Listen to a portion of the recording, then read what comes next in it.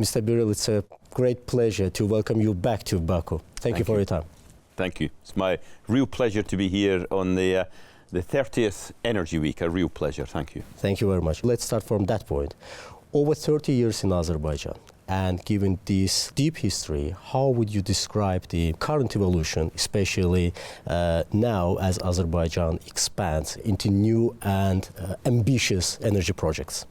Yeah, well, BP has been here actually 33 years. We've been here with a presence in Azerbaijan. Of course, over that time, we've built deep and lasting relationships, but also relationships that continue to evolve with as people change, as technologies change, as projects change, as our investments have increased over many, many years, that these relationships and really deepened here in Azerbaijan. And I think as we sit here today, we've just made announcements for 4 new investments, and this is the next wave of investments built on long, deep relationships, which are really built on mutual trust. That's really how we work with the government and SOCAR and our partners on a basis of trust, which then leads to, of course, the confidence to make more investments. Mr. Birrell, let's delve deeper into your global strategy. And with major new projects, as you have already mentioned, actually getting the go-ahead here, how do these developments in Azerbaijan reflect BP's broader strategy? I mean, to grow upstream production while advancing the emission reduction goals globally? So earlier this year, we announced our strategy reset, which was really designed to meet the energy needs of the world. So we announced that we're going to grow our upstream oil and gas production business. We're going to grow 2030 to somewhere between 2.3 and 2.5 million barrels per day by 2030. At the same time, we're going to continue to reduce our emissions. We've already reduced our emissions since 2019 by well over 25%, and we're planning to reduce our emissions by 40% by 2030. So it's growing our upstream production whilst reducing our emissions. And that growth will come from a number of areas, but it will come from managing our base production efficiently, as we do today, and particularly here in Azerbaijan, but it will also come from investing capital in new major projects around the globe, including here in Azerbaijan. So that will give us the growth through to 2030 in our upstream production. You are investing significantly here in Azerbaijan. I mean, let's say such as 4D seismic technologies in Azeri-Chirag, Güneşli, electrification and also automation at Azeri Centralis and also Shah Deniz compression. But how are these technologies transforming your operations in the region? Well, you mentioned investment. The great Azeri Chirag Güneşli field, since we started the development, we've invested over $45 billion in that field and produced 4.5 billion barrels. So it's been a long-term investment for us. But more and more technology and innovation and investing in technology and innovation are key to what we are doing here. Let me just give you 2 examples. The Azeri Central East platform that we brought on stream last year, that's now ramping up in production, highly automated, highly digitized, one of the most, in fact, the most digitized production facility in BP's global portfolio. It's controlled from onshore, so the control room is onshore whilst the production is offshore. So it really is a very, very advanced facility, which we expect to be able to produce oil and gas much more efficiently than we have in the past. So a real step forward. I think the other innovation that we're very proud of is the ACG 4D seismic survey that we've started and will continue for a number of years. This is cutting-edge technology. It's ocean bottom node technology we're using. It's 4D, so we can see where the fluids are moving around in the reservoir. It's an investment of over $350 million that we're making. And today, the data that's acquired is being processed in Houston to give us insight about what's happening deep in the reservoir. In the future, I hope we can use computing power here in Azerbaijan to do processing. And so it's a tremendous investment in cutting-edge seismic technology that allows us to see the rock deep beneath the surface much clearer, which allows us to make choices about where we put wells and where we produce the oil from, where we inject the water and gas to.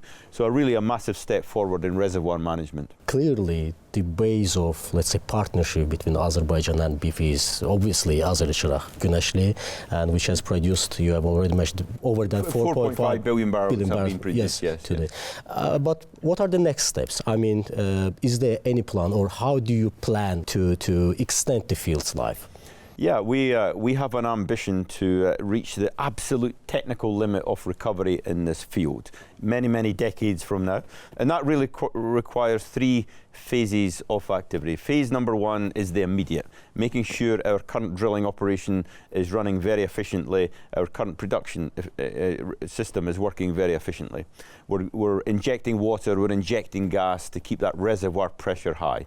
All these things we're working on day by day, our tremendous workforce here in Azerbaijan working on this day by day to make sure that happens.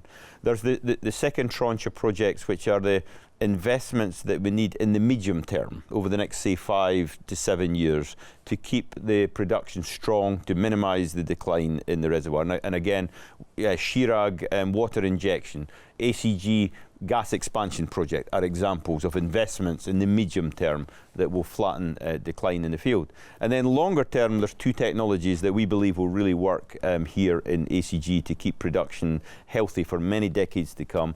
The first one is called WAG, water alternating gas, where we alternate injection of gas with water. Several months of gas injection, several months of water injection.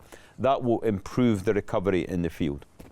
And then the other technology that we have a lot of belief in is polymer injection, where we inject polymer into the reservoir to divert the flow of water in the reservoir to areas that otherwise hasn't been swept. So there's oil left behind. We divert water to that region using polymer, and that sweeps the oil to a production well.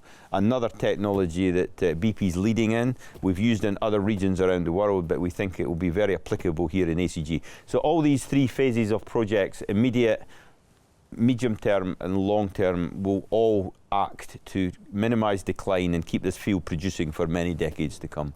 And Mr. Birrell, here at Baku Conventional Center, actually, we are in the epicenter of the Baku Energy Week. Yeah. And within the framework of this forum, actually, BP signed several important agreements. Could you please share more about these agreements, their strategic significance? Yeah, these are four very material agreements and investments that we've announced today.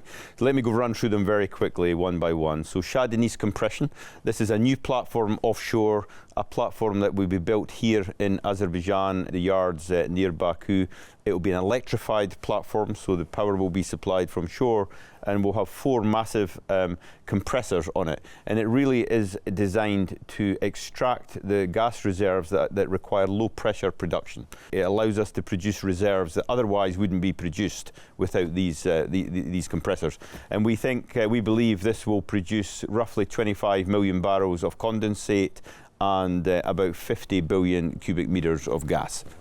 That's project number one. Project number two is the Karabakh block, the Karabakh PSA. This is a covered oil resource that we will develop and likely tie back to the ACG existing platform. It will be a very efficient development. The third project is more exploration. It's in the area called Adua, which is around the ACG area, which we are going to explore for. And we haven't done a lot of exploring the last few years, so this is ramping up. Part of our strategy is to ramp up our exploration worldwide, and Azerbaijan is part of that, to fill our exploration hopper. And the final project is in a field called Shafagasaman.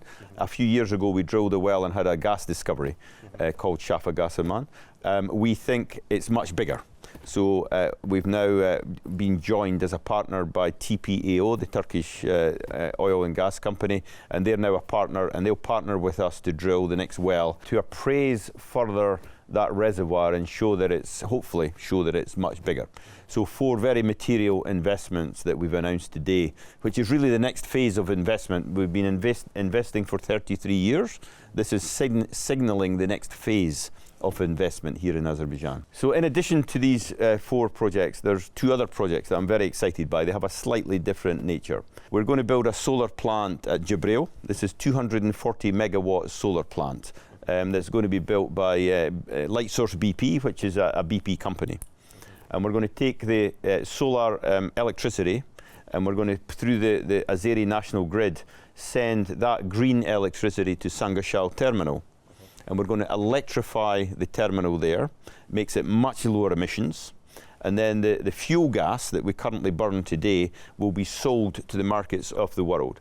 So it's really a win-win-win situation. We lower emissions and we export more gas to the markets of Europe. So we're really quite excited by that project. Solar project is called Sunrise, and the Sangashal terminal electrification project is STEL. Let's focus a bit more on Shafagasiman agreement. Yeah. How important is this project to BP?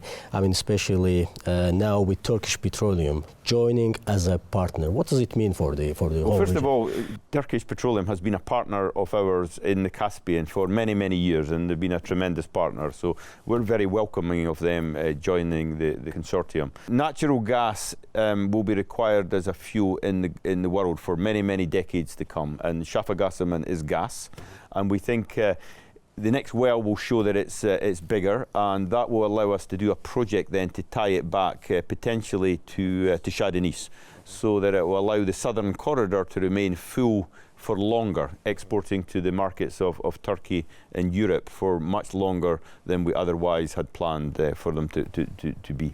Considering the evolving the geopolitical landscape and also the global energy trends, how could you describe, I mean, what's currently the biggest challenge maybe for BP? Well, I think the biggest challenge for the world is actually the desire for more energy. As populations increase, as people get wealthier in different countries, they're demanding more energy, and it's more energy of all types. It's oil, it's gas, it's nuclear, it's renewables. So we're in what I've heard called the era of energy addition, where just all types of energy are required more and more. For BP specifically, we have way more opportunities around the world than we can fund. We are limited on, we have limitations on capital and people, and that's good because we can choose the very best projects to invest in. Because we've such a good track record here with working with SOCAR and the partners and the government here, the projects in Azerbaijan can compete for that capital very, very well. So that's why we continue to be attracted to invest here in Azerbaijan. But I think the challenges for BP are simply growing our upstream business whilst reducing emissions. It's a tricky balance, but we know how to do that. Thank you very much for your time. Thank you, Rufat. Thank you, appreciate it. Thank you very much.